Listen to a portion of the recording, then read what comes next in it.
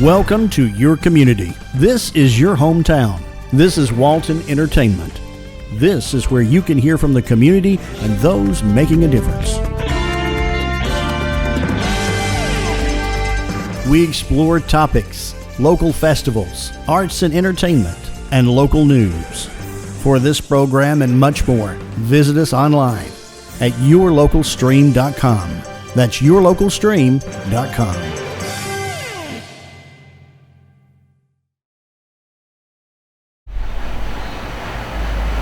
Hey, I'm Isaac over at Reboot, giving you the Reboot Tech Tip.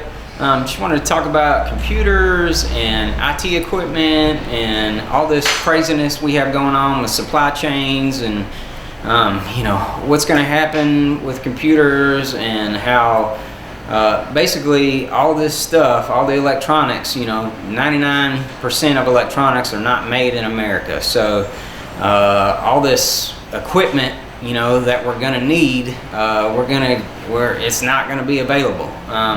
And not to scare anybody or whatever, but if you're thinking about getting a new computer, you might want to go ahead and get it. We keep hearing that around Christmas time, the supply for things is just going to be horrible. And so we're, at least here at the shop, we're trying to stock up on a few things, make sure we got plenty of computers and stuff like that for everybody. It may be if you can't find a new one or the new ones are getting too expensive, you can buy refurbished ones. You can buy refurbished ones from us. There's other computer places that sell refurbished ones. You can buy refurbished computers from places like eBay or Newegg. eBay, you got to be a little bit careful about what you're getting. A lot of those are not fully functional computers. You really have to know what you're messing with on eBay. There's a website called Newegg.com. And they sell refurbished computers, and I'm trying to think, but I think pretty much all the computers, refurbished ones on there, are fully functional computers. They're a little more expensive, but you got to think somebody has refurbished that thing and then is trying to sell it. But typically they're in perfect working order. We always try to tell people, if you're going to get a refurbished computer, try and stick with what's called business class computers. You can't really buy those in stores. New anyway. Usually you have to get them directly from the manufacturer or some other website or something like that. But Dell makes them, HP makes them, Lenovo makes them. So refurbished, stick with the business class stuff. They last longer, they're built better, they are faster, easier to work on, stuff like that. But that's it for today. Isaac giving you the Reboot Tech Tip.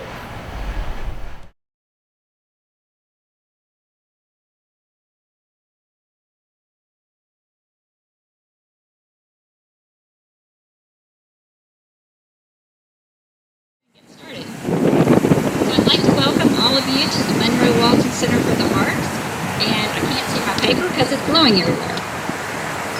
So we're gathered today, of course, for the award ceremony for the new writers contest. This was our first ever writing contest, so we are proud that we had such a good participation.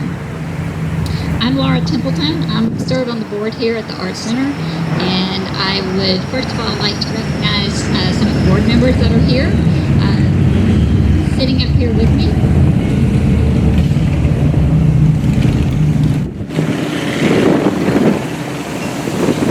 up here with me is Barbara Barth, and Barbara is the Literary Arts Chair here at the center, and it's thanks to Barbara that this contest happened. She put in hours of work on this, so thank you, Barbara.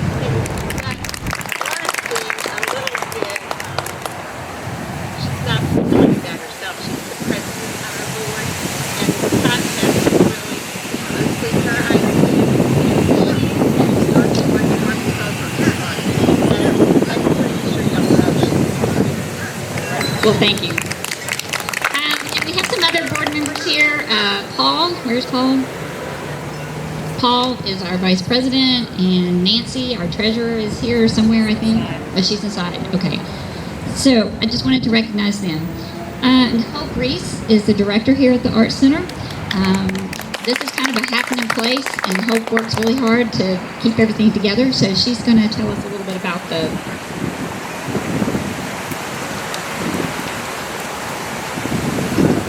Hi, thank you for coming and thank you for visiting Monroe. We hope you'll visit the other places, the great shops, the great restaurants, the antique malls. It's kind of what we're famous for. The Monroe Walton Center for the Arts has been here since 1993, so we have quite the history here. The building originally was a post office. It was built in 1932. So it's a fascinating place if you'd like a tour of the building. We've got a pottery studio in the basement. Just let one of us know. We'd be happy to walk you around, let you see the old place. We have about 60 classes every single month. Everything from obviously writing with the Walton Writers, events that Barbara runs, to visual arts, pottery, all kinds of things going on. Once a month, if for those of y'all that are kind of traveling far distances but would like to visit Monroe again, once a month we have a thing we call a Saturday soiree, because we're super fancy people here. And we have drop-in classes on that day, all kinds of fun things. It's just a relaxed way to get your hands into some pottery, maybe do some watercolor, maybe make a piece of jewelry, just different things on those days. And we do those just once a month. So if you were planning a visit to Monroe, that's a fabulous time to come. In November and December, the entire gallery is a gift shop. Everything in our gift shop is made by local artists. We've got 50 to 60 local artists in our gift shop right now. And like I said, in November and December, the entire place is one Christmas wonderland. It's just fabulous. And we have lots and lots of people who actually do the majority of their Christmas shopping with us, and it's just a fabulous thing that you're directly supporting local artists when you shop with us. We have the gallery. We have 8, I think actually next year we have 9 gallery shows planned. So we have different shows, everything from community shows and our local school shows that are super popular, to a regional juried show that's kind of more of our fine arts show and a member show. So lots of things going on between the gallery, the classes, the soirees, and the shop. So thank you again, and congratulations to all of you writers who entered the contest. I was one of them, and I didn't win anything. So, and that's okay. I'm not holding any major grudges against anybody. But there might be a special plate of food in there. No, I'm kidding. So welcome to you all, and who am I handing this off to?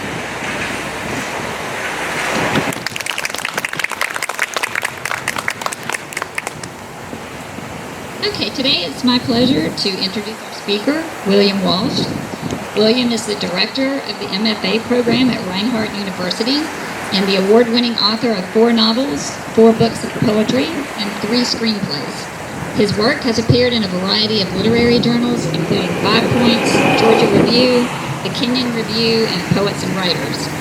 His literary interviews have been published in over 50 journals and include David Bottoms, Pat Conroy, James Dickey, Ursula Le Guin, and Lee Smith. His book of poems, Fly Fishing in Times Square, published in 2020 by Cervena Barva Press, won the Editor's Prize. And lastly, William was one of our first-round judges in our writing contest, and for that we are most grateful. So please join me in welcoming William Walsh.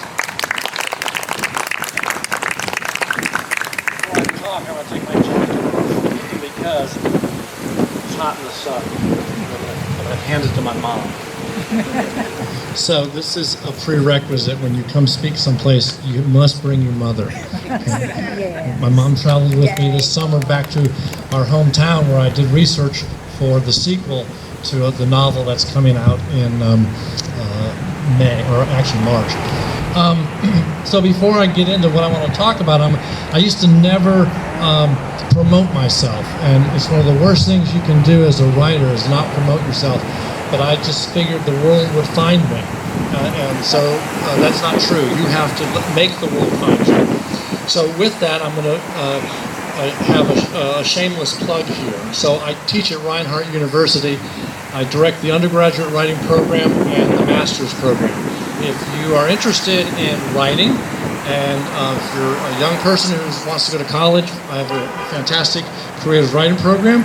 If you're an adult who wants to do a low residency program, which means you don't have to go to the university every day, come talk to me afterwards. The writing program is a huge part of my life because it energizes me. I have all sorts of young people who are interested in writing in the undergraduate program, and in the master's program, everybody from all sorts of different walks of life and ages. What do I teach them? I teach them all the same thing. It's all at a different level. For instance, this is what my talk is going to be about. So you want to be a fiction writer, there's certain things you have to know. For instance, there are only 2 stories you're ever going to tell. One is a stranger comes to town, and the second one is the hero's journey. There are no other stories. That's it. Sometimes you have both of those in the novel. Sometimes you just have one. For instance, I like to, since everybody knows Star Wars, I always like to use Luke Skywalker in Star Wars as an example. A stranger comes to town, it's R2-D2 and C-3PO, and they seek out Obi-Wan Kenobi. Okay? And then who is the hero? The hero's journey. It's Luke Skywalker. Okay? Everything revolves around Luke Skywalker. Now, every character, now the best thing to do, you can have 2 characters, and usually if you have 2 main characters, it is a companion, sidekicks, like Butch Cassidy and the Sundance Kid, Batman and Robin. But most of the time, novels and stories and film have one main character. James Bond, Ethan Hunt from Mission Impossible. Although you can have another dual group would be Thelma and Louise. Okay, so, but you want to necessarily try to avoid, if you're writing early and you're a beginning writer, have just one main character. Your main character must have 2 things going for them. They have what's called the want. What do they want? And then, what do they need? Okay? So, sometimes they get both. At the end of the story, they get both what they want and what they need. However, every story, no matter what it is, that main character has to get what they need. They don't always get what they want, but they must, 100% of the time, get what they need. So let's talk about Luke Skywalker for a second. Oh, by the way, if you have a question while I'm talking, just raise your hand so you don't have to wait until the end, and I'll call on you and I'll answer it. So here's what happens in Star Wars. C-3PO and R2-D2 come down to the planet, and there's Luke. And then he has to go find them, and he ends up seeing and meeting Obi-Wan Kenobi. And so that's the beginning of the journey, but he doesn't know it yet. And so he ends up going back to his house where his aunt and uncle are, and he finds them dead. They're killed. And Obi-Wan says, Luke, if you had been here, you would have been killed too. That's called the inciting incident. What propels Luke Skywalker to leave? And he wants to go fight with the rebels. He wants to fight against the Empire. That's his want. Okay? And he ends up satisfying that want, but he has a need. Does anybody want to take a guess and tell me what Luke Skywalker's need is? The thing he absolutely has to come to terms with. Who his father is. He does not know who his father is. And he has to go battle who? Darth Vader. He finds out that Darth Vader, the bad guy, is his father. So Luke has to leave. There's the hero's journey. He leaves the planet. He wants to go fight, and that's his want. His need is to find out more about who he is, who his father is, and we don't find that out for a long time. That propels the story. But the inciting incident is very important. And in writing, you need to have that, if it's a novel, within the first really 10 to 20 pages. Sometimes you can get away with it being 30 pages. But within those first 20 pages, the audience needs to know, your readership needs to know what the inciting incident is, and you need to kind of let us know what his want or her want is, okay? For instance, James Bond. The first 10 minutes of any James Bond film, we've got the new one that just came out. The first 10 minutes, it's usually just a chase scene, isn't it? You know why? It's designed to do one thing and one thing only. It draws you in. The first 10 minutes. It doesn't even have to do with the plot very much. It just draws you in. You've got these scenes where he's, skiing down these slopes that are impossible, but it pulls you in as the audience. And then they roll the credits, and then all of a sudden, boom, where's James Bond? He's in MI6, and they're scolding him for blowing up an embassy or having done something else wrong. But he says, but wait, I learned something, and now I know who the bad guy is. That's Ellipsis, and I have to go find Ellipsis. And they say, okay, go do that, James, but just stop blowing stuff up. And so that's his journey. He has to go find this person. That's what he wants, okay? And then, of course, the story goes on. Okay? Any questions about that stuff so far? All right, now what happens at the end if James Bond gets to the very end of the movie and he doesn't stop the bad guy? Or Ethan Hunt in Mission Impossible, when the bad guy is trying to blow up the world, okay? You go through the entire movie, and if at the very end he doesn't get what he needs to do one thing, which is stop the bad guy from blowing up the world. If he doesn't stop the bad guy, he blows up the world, and it ruins the movie, because now there's nobody there to see it. So your hero must have a want and a need. The need has to be satisfied every single time. The want, most of the time it's satisfied, but it doesn't always happen that way. Okay, now, so one other thing you need in, say, the first 20 to 30 pages. Well, you have the inciting incident. You must immediately present to the reader empathy. The reader has to be pulled in so they fall in love with the character. Now, you can have bad characters and you can have despicable characters, but for most of your characters, you want to engage the reader by having empathy for that character. Okay? And it's not always easy to do, but most of the time, it just takes one little scene. For instance, so there's a main character, let's say she's 17 years old, and she breaks up with her boyfriend, and within the next page, somehow he gets hit by a train and he's killed. You immediately feel empathy for her because she said some really bad things to him that she did not mean right before they broke up and he ran off. So it doesn't take a whole lot. But what that does is it makes your main character lovable, you're empathetic towards them, and now you want that person to succeed. So all this takes place in about the first 20 pages, 30 at the latest, but I like to have it done in the first 10 to 20. If it's a short story, it all needs to be on the first page. You have to employ these things immediately because your short story isn't going to be nearly as long, okay?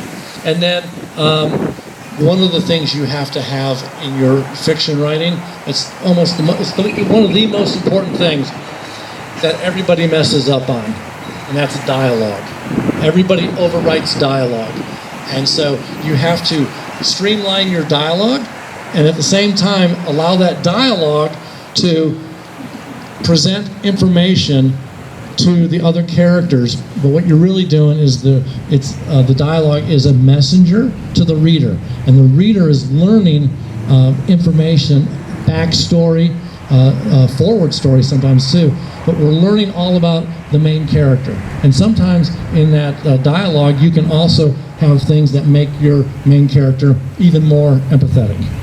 So those three things you have to have. You have to have solid dialogue, you have to have the inciting incident immediately, and then they have to be, you have to have empathy for that character.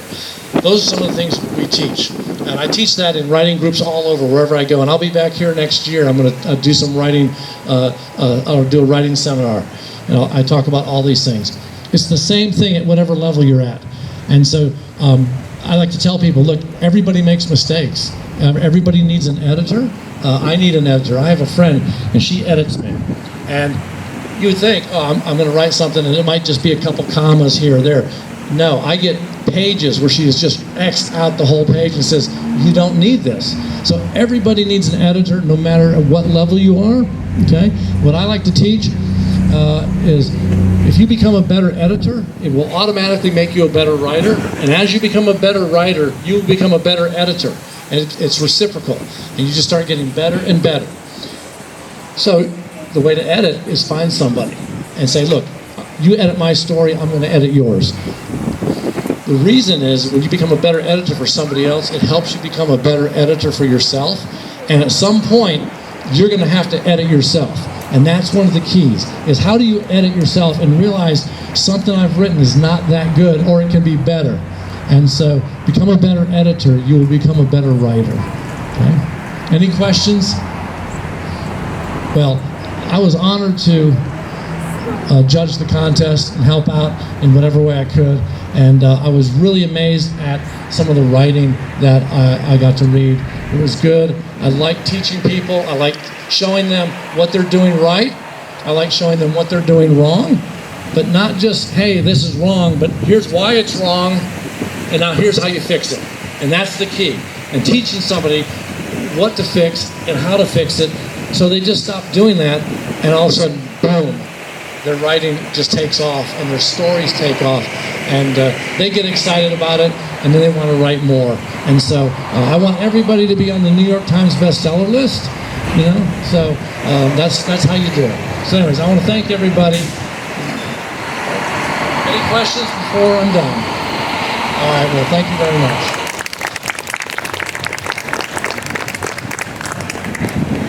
Thank you so much. So we're all here today to celebrate writers and writing. I myself am a writer, as is Barbara. And before I was published, I entered a lot of contests, and I really have contests to thank for improving my own writing. So I went to not quite ready to be published to getting an agent and getting published. Unfortunately, I have the same problem in that I don't like to promote myself, so that is another challenge. But so it was our hope with this contest that it will also help you on your publishing journey. So I hope that you all got some feedback that you can use, and thank all of you for participating. Also, I want to say a huge thank you to our judges, our first round judges, all 23 of them. We had a great group of experienced professional writers as judges, and I think some of the judges are here. Can you raise your hand if you were a judge? Okay, great. Thank you so much. The judges all gave a lot of time.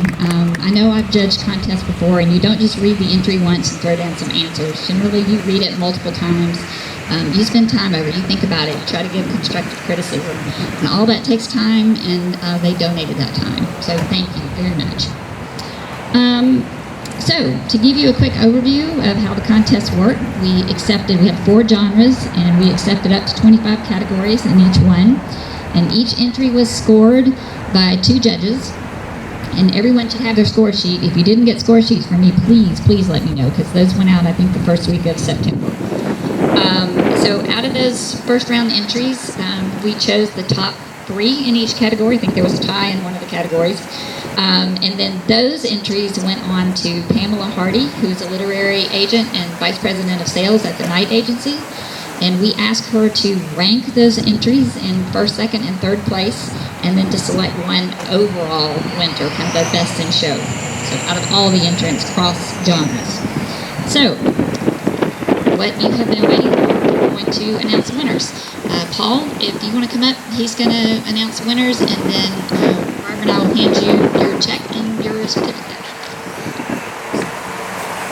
Thank you, Laura. Thank you, William. That was very insightful. Thank you all for being here. This is a great crowd on a great day celebrating the arts. They say the health of a society is measured by the arts program. And I'd say society is pretty darn healthy here in Monroe, thanks to Hope, thanks to Barbara, Laura, and all the volunteers that put this together here. Hope is our paid staff member, but we have a lot of volunteer help to make this happen. So thank you.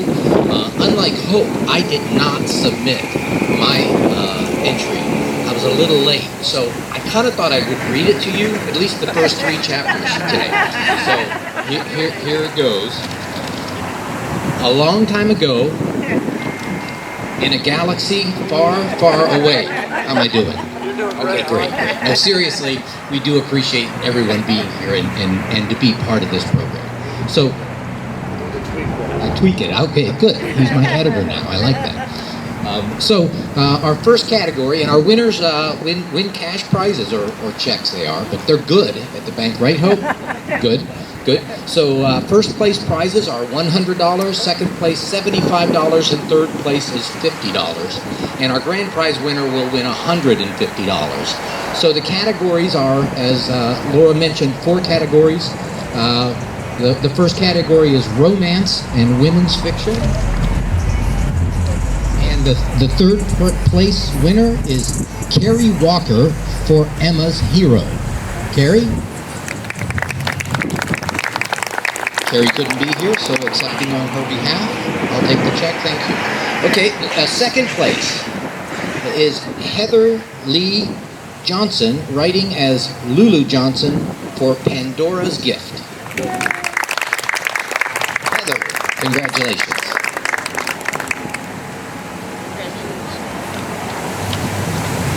And finally, first place in the romance women's fiction category is Olga Jackson, writing as Abigail Burke for Hunter's Treasure.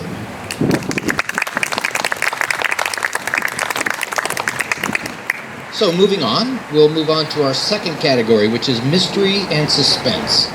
Our third place winner is actually a tie. It's a tie, and our first of the third place winners is David Rabin for In Danger of Judgment.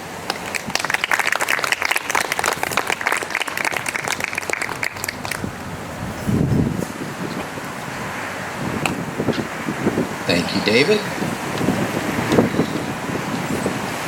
Our second third place winner is Andra Loy for The Memory of Lillian Gray. You couldn't make it. So we'll move to second place in the mystery suspense category. Second place is Sarah Stevens for The Disappearance of Alice Hawkins.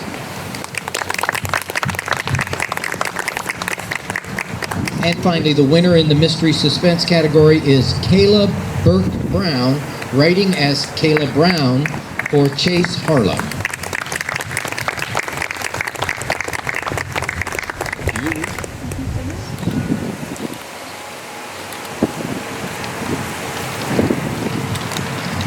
So science fiction fantasy, that's what I probably should have gone for, do you think? Science fiction fantasy, third place, is Rob White for Bubblegum Wasteland.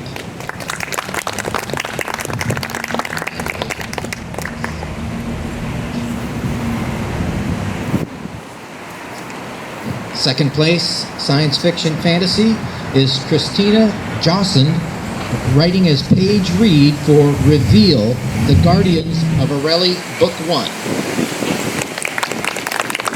That's quite a title. Reveal, The Guardians of Arelli, Book 1. And she couldn't make it. Wow. Okay, so first place in the science fiction fantasy is Anna Bright for The Blacksmith and the Burrows.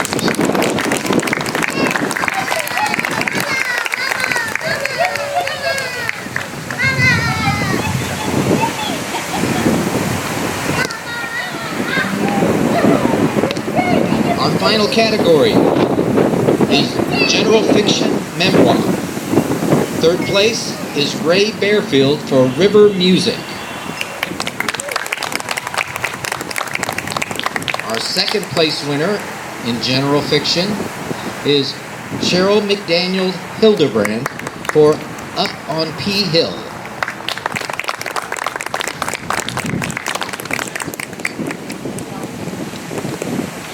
Congratulations.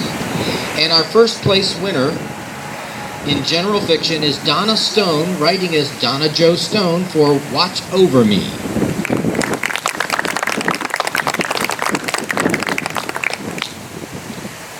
And so it all comes down to one grand prize winner, and our final award of the evening, the afternoon.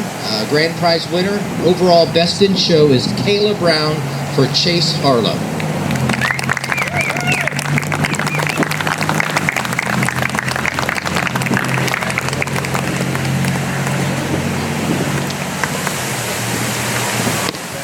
So I'll turn it back to Laura. Laura, thanks all for being here, and thanks for all the award winners and everyone who participated.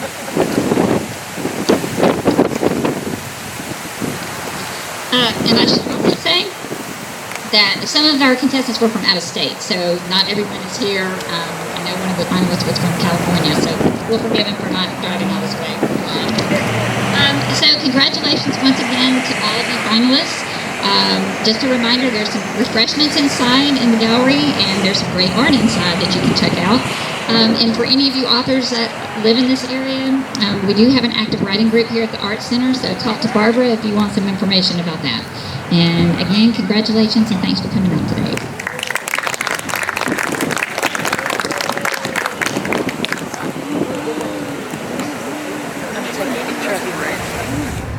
Well, I was writing when I was a kid, starting about the 7th grade, and other than being a very good athlete, writing was the only thing I was good at academically for a good 10 years. And so I just always wrote and kept writing, and even when I was not a good writer, I just kept at it. And then went to college and was going to be a psychiatrist, but just found my way to writing, and I found one teacher who was so brilliant, an English teacher, and I wanted to be smart like he was, and then I just turned my efforts to writing, and I've been writing ever since. Published my first book before I was 30, and then I kept doing it, and then I received an email asking if I'd be interested in being one of the judges for the contest, and I was more than happy to participate. And this has been a great event. I love your art center. It's remarkably, just what you're doing. It's beautiful inside, and just the programs are incredible. What do you think about the younger generation? Do they seem as excited about writing as your generation, or do you see any lacks in that? Well, the students who come to me or come to Reinhardt University, they're very excited. And they have that same hunger and excitement that I had when I was their age. So I think it probably is the same. What changes is just technology. Our technology changes. Things are quicker, faster. We want instant satisfaction with everything. We want to know immediately, is something good, is it not? Because we have just the quickness of emails and text messages. What they fail to realize, and they do learn it, is that it takes time to allow a story to gestate, you need a period of germination to allow a story, a poem, to live and breathe and grow, and then as you edit it, it becomes better. And it takes them a little while to understand that, because they have lived an entire generation now of their lives where everything is instantaneous, and writing is not instantaneous. Once in a while it happens, but not very often. But my students, they are just as eager as we were, and I like that. It's healthy. And speaking of technology, the book versus the tablet or the phone, what's your thoughts on that? Well, I mean, I love the book, and I make my students buy the real version of the book. I don't allow electronics in my class. I want them to have that tactile feeling of the book in their hand. I want them to be able to. I want them to have their own copy, so they write in their book and make notes. And it may be old school, but it's an old school process that works. And they fight it at first, but then they realize, having a book, and the book is portable, and the book doesn't run out of a battery. So I like the book, the made thing in your hand.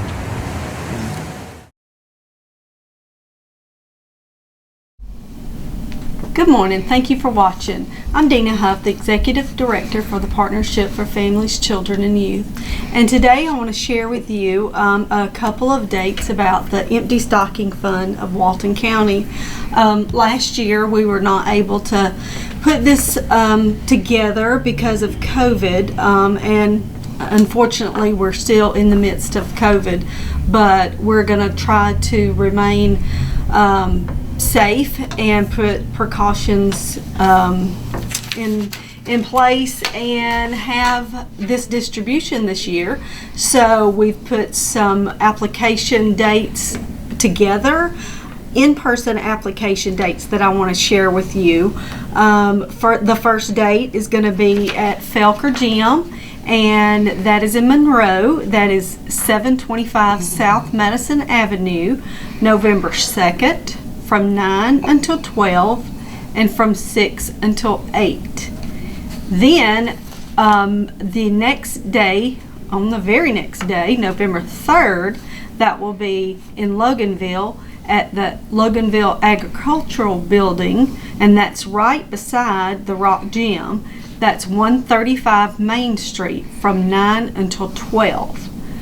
We will not have an in-person application date for Social Circle, but this year we do have online applications available, and you will see those, or we will have those available all over the place. I know there's several places that those are available in Social Circle, and they will be as well in Monroe. Check Facebook, check some different, maybe the county, the city sites. They will be placed on my Family Connection website, hopefully by today, and the Partnership for Families, Children, and Youth, our Facebook page and our website. So you'll be able to get an application off of there if you'd rather do it online, and that will go directly to our email address for empty stocking for the committee. So drop-off locations, if you decide to do it that way: Welcome Center and Social Circle, that's 129 East Hightower Trail, Social Circle. Journey Church, 1000 Royal Park Drive, in between, 30656, or Synovus Bank in Monroe, and that's 140 East Washington Street, Monroe. And the contact there is Melody Moon. Now, just to let you know, the deadline. The committee has to decide on a deadline for these applications.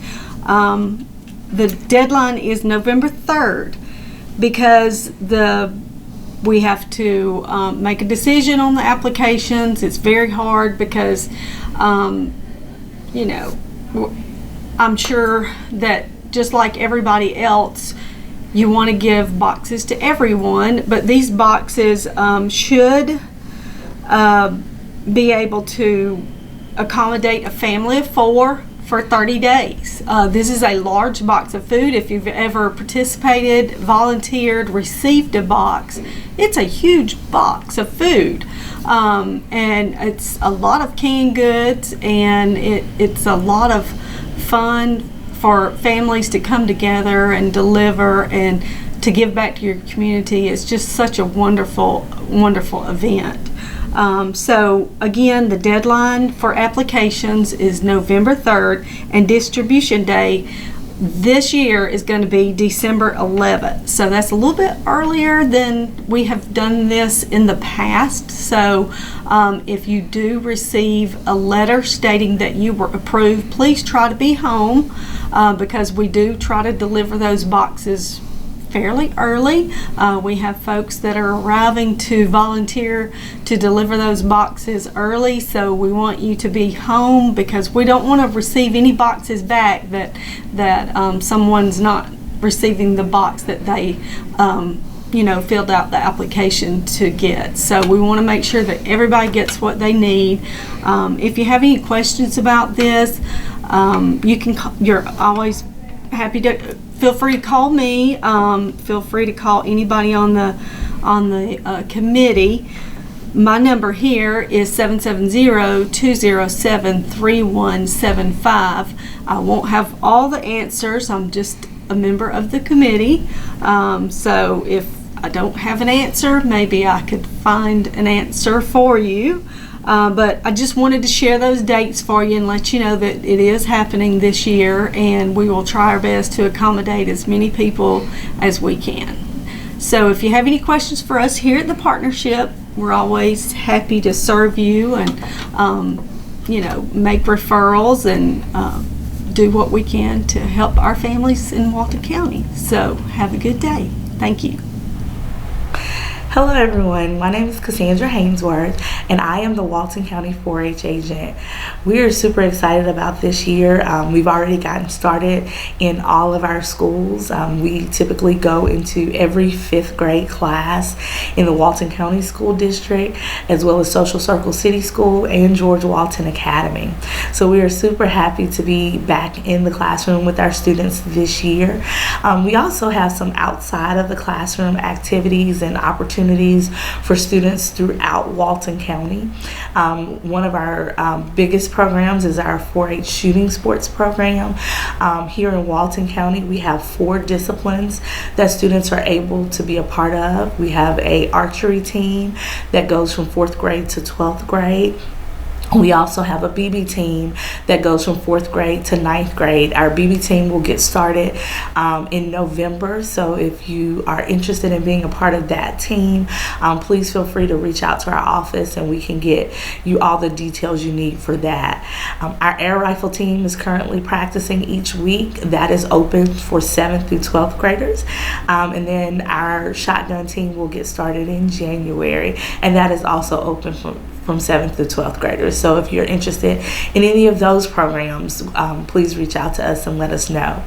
We also have an animal livestock club. Our goat club meets the 3rd Tuesday of each month. So if your child is interested in learning more about goats, goat ownership is not required for you to be a part of that club. So we would love to have you join, and that is open for all school-age students. So if your child wants to come and learn more about taking care of goats and showing goats, that's a great opportunity for them. Our Horse Quiz Bowl team will be kicking off on October 19th. So if your child is 4th through 12th grade and are interested in coming to learn more about horses and get more information about that and be a part of our Horse Quiz Bowl team, then that is an opportunity for them as well. We also have a county council group for our 7th through 12th grade students that is open to all 7th through 12th graders in Walton County. We would love to have you be a part of that program to come and get some leadership and citizenship opportunities. And finally, we have our homeschool club that is going to be starting in the next few weeks. So if you are interested in that, that is open for K through 6th grade students here in Walton County. We would love to have you be a part of our program. As always, you can reach out to our Walton County 4-H and Extension office. We're located at 100 North Broad Street, right in downtown Monroe, or you can give us a call at the office 770-267-1324. We look forward to hearing from you soon. Thanks. Creative artists can offer you a wide range of video production. Call the experts and discuss your project today, whether it's your special event or your company. Creative Artist, 770-267-7368. Creative Artist produces this program you're watching. Call Creative Artist today, 770-267-7368. Creative Artist, they'll put you in the spotlight. Hello, this is Jody Johnson. I'm here with another recreation report, and we are halfway through, or almost about 75% complete with all of our fall sports activities. I know fall has just begun, and we're experiencing a very, very wet, strange fall with all this rain, but we're battling through it, and we're really getting near our fall school break, which means we take the entire week off as well. So we will be completing our football season around the October 23rd, and then that next week we'll have our first annual. We usually have our community bowl, which will be inside Walton County, but this year we included Newton County, and George Walton came into our football and cheerleading program. So we're going to call it some type of Super Bowl, Mega Bowl, where we have multiple folks, multiple counties in our end of the season playoffs. So we're looking forward to that week of the 23rd, and then on the 30th we'll crown our first champion of our new football league. We have over 50 teams that are playing in our league, and it's gone very well. And as far as Newton County, Walton County teams, about 50% of the time we're winning those games. So it's very competitive. So we're looking forward to crowning a new champion in our football tournament as well. Our championships will be on Halloween this year, so down at Felker Park. So if you're around and you want to see some good football that Saturday morning on the 30th, come out to Felker Park around 10 o'clock, and we'll have all of our championship games. We have our 6 and under, 8 and under, 10 and under, and 12-year-old championship games on that Saturday. Usually a huge crowd there to watch it, and they separate all the way around the football field, so it's a good, safe environment, and it will crown some champions for our football league. Our baseball and softball and soccer, cross country, all of those are winding up. We're going to make up a few games. They were scheduled to be finished before fall break, but with all the rain we've had, we're going to have a few games after fall break to finish up those seasons. And then our basketball season, all of our evaluations and uniform orders and all that's taking place right now. So if you didn't sign up, there may be a few spots if you call one of our community centers and our athletic departments and see if you can get in on our winter activities. We had about 750 kids sign up for our basketball program, so we'll start that practicing at the end of October, and then practice a little bit in November. We'll start games right there towards Thanksgiving, and we'll play all the way through the end of February with our basketball programs. I do encourage you, if you'd like, to join our community centers. It's a great place with all this. I know fall's a great time to get outside when it's not raining, but when it is, we have those community centers that have full workout equipment, the indoor walking track, we have the basketball gyms. So it's a great place to go and experience a good, healthy, clean way to exercise and stay healthy. So try to do that. And one area that we are in huge need of, and this is a nationwide issue, is if you're looking for some type of part-time job, we need officials, we need umpires, we need referees, we need some good role models that we could educate you on all the rules that we play by. So if you played high school sports, or you're just fond of all the sports, we need you as a volunteer to come out and coach. We need you as a paid employee to come out and referee or umpire ball games. We really do need some local folks to come out that have the desire to be a part of the program, but you want to make some extra money. It's a great way to do that. So go by one of our athletic offices, or come down to the Nile Recreation Center is where my office is, and would love to talk to you about getting you certified to be one of our game officials, umpires, referees. We just are in desperate need. We've had to cancel some of our games this year because the lack of officials in our softball side, and we need some good role models that would like to do that. Back in the 70s and 80s, everybody can look back on their memories and how those officials impacted you growing up. And if you'd like to be one of those people, we sure could use you. And again, we'll give you a set of the rules. We'll go over some techniques that you will need to have. And some people call it a thankless job. There is a lot of yelling that's going on at the umpires and whatnot. But if you are prepared to go out, it's not that bad of a job, and it pays pretty good. The pay is somewhere between $25 to $30 per hour. Even though you get paid per game, that's about what it relates to. So it's a good part-time job, and it's fun if you're prepared to do it. Some of these basketball games, you can get fit while you're getting paid to referee basketball games. Baseball and football is not as much running, involved in that. So I would encourage you, if you have that desire, maybe you're just looking for some type of small part-time job. This is the perfect opportunity for anyone that's out of high school, in college, retired, or raising a family. If you need a little extra money for Christmas, it's a great opportunity to come out and work for us. So hopefully you'll do that. We're in need for volunteer coaches. We're in need for referees, because we have a lot of participants that want to play here. We're continually to grow. We have some other activities going on at the rec department. We do have our community center at South Walton. That's about 50% complete. The rain has kind of stopped them a little bit. They're about to get all the roof trusses in, and get that thing dried in so they can start doing some inside work.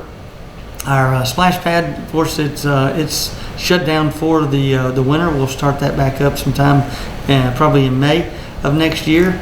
But we're continually to work on the Frisbee golf course out there in the nature trail, so that'll be opening up sometime this winter. The pickleball courts there at the splash pad are they're bid out, so we should have that done very, very soon. Once we get started with that, it'll go up quick. We intend on putting some pickleball courts out at the Ag Center. If you haven't been by Criswell Park, the huge arena is now concrete, so we're going to put some pickleball courts there. So during the day that could be used for some other activities. So I look forward to that. That's really the Walnut Grove Park is in the design phase. So we will have a new park in Walnut Grove where the old corn dog activities were. We've got around 70 acres there that we're going to develop. Put some baseball, softball fields, maybe some football fields, parking lots. We're doing an entire master plan of the 70 acres, so we'll have to phase it in as the monies come in through SPLOST. So we'll have that going on over the next year, probably 2 years. We'll have that park complete in Walnut Grove, so it'll relieve some of the West Walton area. If you've been there, the parking is terrible. There's just so many participants there and so many parents coming to watch. So we've got to alleviate that issue.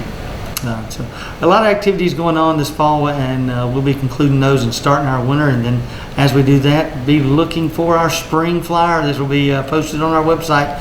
Remember, WaltonCountyGA.gov is our website. It's the best place to get all of the information that's going on here at the Recreation Department. So we look forward to seeing you. Again, we need some officials. We need some coaches. We beg you to look into doing that for us. So until next time, and also remember, sportsmanship starts at home. Till next time. Hello, I'm Kenny Sargent with Keep Walton Beautiful in the Walton County Recycling Center. I want to thank everyone for tuning in. We're staying busy down here at the center. September has been one of our busier months this year, which is a bit surprising. It's generally in the spring months that we are busiest, but in September, we had over 2,300 cars come across our scale in the month of September. So that's keeping us real busy here, and that's the way we like it. So we want to thank everyone that's coming out and visiting the center, using us and doing their recycling here, doing some of their trash disposal here. It's always nice to get to interact with the people that come through and talk with them a little bit about recycling and how they can get started and or find new things to recycle. So we enjoy that. We appreciate you coming in, and we're always here to answer any questions you may have or to help you get started doing new things or started recycling for the first time. Feel free to come in and see us anytime, or give us a call here at 770-267-1421. We'd be happy to talk to you. We have got our America Recycles Day event planned. We're going to do another paint collection on Saturday, November the 20th from 8 a.m. to noon. So that's become a pretty popular event with the citizens. What we have found out is, we're only going to charge citizens exactly what we're charged from the paint company. We're not trying to make any money at all with the event. We're simply going to make sure we're charging our citizens what we get charged. It's not costing us an arm and a leg to hold these events. And when we do that, it allows us to hold more of them, because we already have to spend some of our money on advertising and other things like that. So we really do try to cut cost as much as possible, and that is the reason for any charge at all to the citizens. We're simply just trying to pay our bill, and that's really all that's going on. And we did find out that how we're being charged is by the paint can. It's not by the gallon. It is by the can that's brought in. So if someone brings in a quarter filled gallon can of paint, we're still charged 1 gallon for that paint. So we are going to have to pass that down to the citizens. So if you bring in a can, that's only got, half full, we're still going to have to charge you the $3 gallon fee for latex paint, and it's $4 a gallon for oil-based paint. So what we're recommending is that, if you have more latex paint and you have more than one of them, fill your cans up as best you can and put the tops back on and bring them on in. And if you have oil-based paints, more than one can, try to combine them to get, the can as full as possible so you get the best bang for your buck. Because, we really don't want to have to charge people, the $3 or $4 fee for, a very little bit in the can, but we really have no choice because that's what we're getting charged. So again, try to combine those, have your cans as full as possible.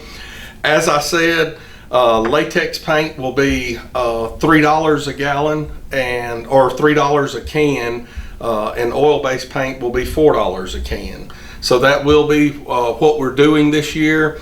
If I haven't made that clear, or you have other questions on how paint will be handled, again, please give us a call, 770-267-1421. We'd be happy to answer any questions, make sure things are crystal clear, because we don't want anybody to come down here and be upset about the pricing for the paint collection. It is appreciated by most, even though there is a charge. Anybody that's spent any time trying to properly dispose of paint has found out that it's not real easy to get rid of, and this has been the best way we found to do it. We're looking forward to another big year. Last year we had, I believe, over 1,500 gallons of paint brought in. So we're excited to do it again. If you have any questions, give us a call. If you've never been out to our center before, come out and see us. Let us walk you through, show you what we're doing here, and help you get started using the center for either your recycling or your trash disposal needs. We'd be happy to help you out with both of those. So again, until next time, take care. Whether you think about it or not, music is a part of our lives. And for Tracy Stever, music is her life.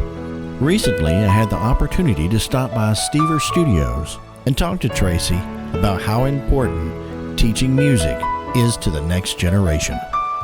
I worked for Primerica, and my boss allowed me to have a little side room. So after work, I'd work 9 to 5 as the office manager, and I'd get off and I'd have a few students come up to the office. I had about 3, and over time, a couple years, it just grew, and then I had 5, and then I had 10, and then I met my husband, and he said, why don't you quit that office job, and why don't you just go for it and just do music, since that's really your passion. So I got in touch with Sadie Krozik, and she leased me a couple rooms over here around the back of City Hall. And at that time, I brought on a few more teachers, and we just kept growing and growing, and now we're probably up to about 80 students, and we've got about 6 other teachers that teach here besides myself.